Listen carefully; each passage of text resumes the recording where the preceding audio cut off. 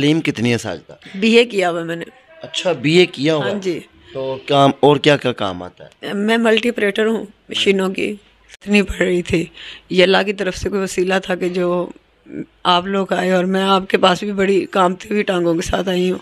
हम इसको इंशाल्लाह जॉब देते हैं और इसके आज के बाद, इस वीडियो के बाद इंशाल्लाह ये बच्ची अब नहीं मांगेगी।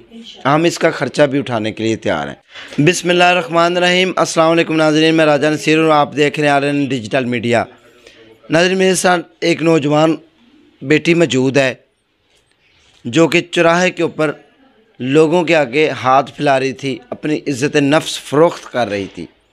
सुबह सुबह का टाइम है जब हमने ये चीज़ देखी कि एक नौजवान बेटी जो कि हमारे माशरे का हिस्सा है और वो लोगों के आगे हाथ फैला रही हो, अपनी इज़्ज़त नफ्स बेच रही हो। क्योंकि जब आपको भीख मांगनी पड़ती है तो अपनी इज़्ज़त नफ्स गंवानी पड़ती है। लोग बातें भी करते हैं, जलील भी करते हैं, और भूखा मरता क्या ना करता। कुछ लोग होते हैं जो कि प्रोफेशनल लोग होते हैं, आदी होते हैं, जिनका ये पेशा है। लेकिन कुछ लोग ऐसे होते हैं जो कि मजबूर होते हैं, सफ़ेद पोश होते हैं। ये बच्ची कौन है, क्या मामला माजरा है, कहाँ से आई है, यहाँ तक नौबत क्यों पहुँची है, जानने की कोशिश करते हैं। हम इस बच्ची को अपनी फाउंडेशन में ला के, बाजी उज़्मा स्ट्रॉन्ग उज़्मा फाउंडेशन में ला के हम इसको सिलाई के काम के ऊपर खड़ा करते हैं। बल्कि ये सिलाई की कारीगर है। हम इसको इंशाल्लाह जॉब देते हैं और इसके आज के बाद, इस वीडियो के बाद इंशाल्लाह ये बच्ची अब नहीं मांगेगी। हम इसका ख़र्चा भी उठाने के लिए तैयार हैं। ये कौन है, कहाँ से आई है, यहाँ तक नौबत क्यों आई, इसका घर में कमाने वाला कोई है या नहीं, काफ़ी ज़्यादा सवालों के जवाबात लेके हाज़िर हूँ। आइए बात करके जानने की कोशिश करते हैं। अस्सलाम वालेकुम। वालेकुम अस्सलाम सर। आपका नाम? मेरा नाम साजिदा। साजिदा। साजिदा बेटा, आपकी शादी हुई है? हाँ जी, मेरी शादी हुई है। तो आपके हस्बैंड किधर है? उनकी डेथ हो गई है एक्सीडेंट में, रोड एक्सीडेंट में। रोड एक्सीडेंट में डेथ हो गई है? कब बेटा? मैक्सिमम 1.5 साल हो चला है। 1.5 साल हो गया। तो बेटा मुझे ये बताएं कि आपके कितने बच्चे हैं? मेरा एक बच्चा है। एक बच्चा? हाँ जी। तो आपके अम्मी अब्बू किधर रहते हैं? मेरे अम्मी अब्बू पत्तोकी में रहते हैं। पत्तोकी में? लाहौर आप किसके पास रहती हैं? लाहौर अब मैं जो मियाँ का छोड़ा हुआ घर है उसमें रह रही हूँ। छोड़ा हुआ जो उसका घर है? उसके हिस्से में आता है जो। अच्छा। हाँ जी। मतलब वो कंबाइन घर है? हाँ जी, कंबाइन नहीं है, सेपरेट है। ससुराल वाले सामने रहते हैं। अच्छा। यानी कि आमने सामने गेट है। तो बेटा आपके हस्बैंड ने आपके लिए कुछ छोड़ा नहीं था या कोई फैमिली मेम्बर सपोर्ट नहीं करते, आप ये काम कब से कर रही हैं? ये काम मैं कर रही हूँ रमज़ान से पहले की। वजह ये हुई कि जो पैसे लोगों ने दिए थे या पेरेंट्स ने दिए थे वो यानी कि घर में ख़त्म हो गए। उसके बाद अब यही काम रह गया था करने वाला। तो जॉब वगैरह के लिए ट्राई मैं कैसे कर सकती हूँ, मेरे पास बच्चा भी है और सीवी बनानी, ये वो, इनके लिए भाग दौड़ करनी थी, इनके ऊपर भी पैसे लगते हैं। और मेरे पास तो इतने पैसे नहीं कि मैं अपने घर के यानी कि बच्चे के लिए दूध वगैरह ले आऊँ या कोई चीनी ऐसी कोई चीज़ घर की ले आऊँ ज़रूरत वगैरह के लिए। कुछ भी नहीं, मोबाइल वगैरह सब बेच के मैंने अपने ऊपर यानी कि अपने बच्चे के ऊपर और अपने ऊपर लगा चुकी हूँ। अच्छा बेटा, ये बताएं कि क्या नाम बताया आपने? साजिदा। साजिदा बेटा, मुझे ये बताएं कि रोड के ऊपर खड़े होके यहाँ पर तमाशबीन लोग आते हैं, पेशावर लोग आते हैं, बहुत सारे लोग ऑफ़र्स करने वाले आते हैं कि बेटा तुम यहाँ पर क्या कर रही हो, आ जाओ नाइट स्पेंड करो, हम तुम्हें पैसे देंगे। हमारे मुल्क का हिस्सा है, हमारे माशरे का हिस्सा है। किन मुश्किलात का सामना करना पड़ता है? ये तो आम सी बात है ना, ये जो आ जाओ, कितने लोग ही आओ, चलती हो क्या, मेरे साथ बैठो, मुझे बड़ी अच्छी लग रही थी, अब कितने पैसे लोगी, यहाँ तक के घर तक छोड़ भी जाते हैं कि पीछे पीछे आ रहे होते हैं, जान ही नहीं छोड़ते। और कई दफ़ा तो हाथ जोड़ने पे हैं, रोना भी पड़ा है।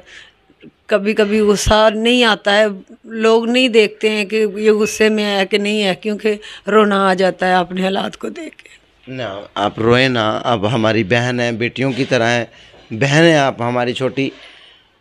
देखिए नाजरीन, मैं यहाँ पर ये बताता चलूँ कि हमारे माशरे के लिए कितना बड़ा अलमिया है, कितना बड़ा सवालिया निशान है कि एक बहन की बेटी में आंसू आ चुके हैं। हमारे माशरे की गंदी निगाहों की वजह से, गंदी सोच की वजह से कितने हम गिर चुके हैं। हम इस बहन के सर के ऊपर हाथ रखें, हम इसकी कोई गायबाना मदद करें। इसका छोटा बच्चा है मासूम, ये बेकारन नहीं। मज़ीद हम जानने की कोशिश करते हैं, ये पढ़ी लिखी है, कि इसको हुनर आता है क्या नहीं आता। अच्छा मुझे ये बताएं, आपको लोग इस्तेमाल करने की कोशिश करते हैं, किसी मुखय्यर बंदे ने, अच्छे इंसान ने ये नहीं कहा कि आप मेरे साथ शादी कर लें? नहीं, अब कहते हैं शादी कर लो लेकिन बच्चा छोड़ के करो। बच्चा तो नहीं मैं छोड़ सकती ना, अब उसको किसके हवाले करूँगी। माँ है ना, ज़ाहिर सी बात है। आपकी तालीम कितनी है साजिदा? BA किया हुआ मैंने। अच्छा BA किया हुआ? हाँ जी। तो काम और क्या क्या काम आता है? मैं मल्टी ऑपरेटर हूँ मशीनों की, जो कि मशीनों की मल्टी ऑपरेटर हूँ। मैंने फैक्ट्री में 9th मंथ यानी कि जॉब की हुई है, और इसके अलावा शादी के दौरान भी की हुई है, शादी से पहले भी की हुई है। और अभी बच्चे की वजह से करके मैं यानी कि मेरा दिल नहीं मानता कि मैं फैक्ट्री की जॉब करूं, क्योंकि सारा दिन वहीं गुजर जाएगा। तो फिर वापस घर आऊँगी तो उसको क्या टाइम दूंगी और उससे क्या टाइम लूँगी। अच्छा, घर में कोई और सपोर्ट नहीं करने वाला कि बेपे? ये समझ लें कि दीवारें हैं और मैं हूँ। तो इस टाइम आपका बेटा किधर है? इस टाइम मेरी जो यानी कि हस्बैंड का भाई है ना, उसकी वाइफ के पास छोड़ के आई हूँ, बच्चों के साथ ही है। अच्छा। तो अभी मैंने जाना था लेकिन बाजी और यानी कि उनकी टीम वहाँ से गुजरी। आप लोगों ने मुझे पूछा और मैंने आपको बताया कि ये बात है। काफ़ी देर से मैं खड़ी हुई थी लेकिन मेरी हिम्मत नहीं पड़ रही थी। ये अल्लाह की तरफ से कोई वसीला था कि जो आप लोग आए, और मैं आपके पास भी बड़ी कांपती हुई टांगों के साथ आई हूँ, और आपसे मैंने रिक्वेस्ट की है तो आपने आगे से मुझे रिस्पांस दिया है। अच्छा, आपका महीने का कितने पैसे हो जाएं तो गुजारा हो सकता है कि आप इज़्ज़त से अपने बेटे की परवरिश करें, उसकी ग्रोथ करें, उसकी ग्रूमिंग करें, आपको साथ साथ जॉब मिल जाए ऐसी जिसमें आप अपने बच्चे को भी यूज़ कर सकें? मुझे किराया वगैरह तो नहीं देना होता, घर का बिल ही है। टीवी वगैरह भी नहीं हम लोग यूज़ करते इतना ख़ास कि घर में हूँ तो करूँगी ना, तो बिल इतना ख़ास नहीं आता है। कम से कम 15-20 हज़ार रुपया मेरे लिए बहुत है। उसमें आपका गुजारा चल जाएगा। इतने की जॉब आपको मिल जाए तो आपका घर का निज़ाम? जी, इसमें मेरा घर का निज़ाम अच्छा खासा चल सकता है। नाज़रीन, हम किसी के आंसुओं का मुदावा नहीं कर सकते, हम किसी के गम का मुदावा नहीं कर सकते, हम किसी के आंसू पूंछ नहीं सकते, किसी बेटी के सर के ऊपर हाथ नहीं रख सकते, लेकिन हम उसके ज़ख्मों के ऊपर नमक भी तो ना छिड़कें। हमें यह भी तो नहीं ना करना चाहिए। अल्लाह की ज़ात से डरना चाहिए और ऐसे लम्हात से डरना चाहिए, और हर वक्त उस मालिक की पनाह मांगनी चाहिए कि या अल्लाह किसी बहन बेटी के ऊपर ये नौबत कभी ना आए कि वो किसी के आगे सफ़ेद पोशी करे, हाथ फैलाए, और मतलब अपना वक्त पास करने के लिए उसको क्या करना पड़े। और हमारे माशरे की बेइज्जती देखें, नौजवान लड़के ऑफ़र्स करते हैं, पीछा करते हैं, घर तक छोड़ने जाते हैं, जैसे हमारे माशरे का मजाज बना हुआ है।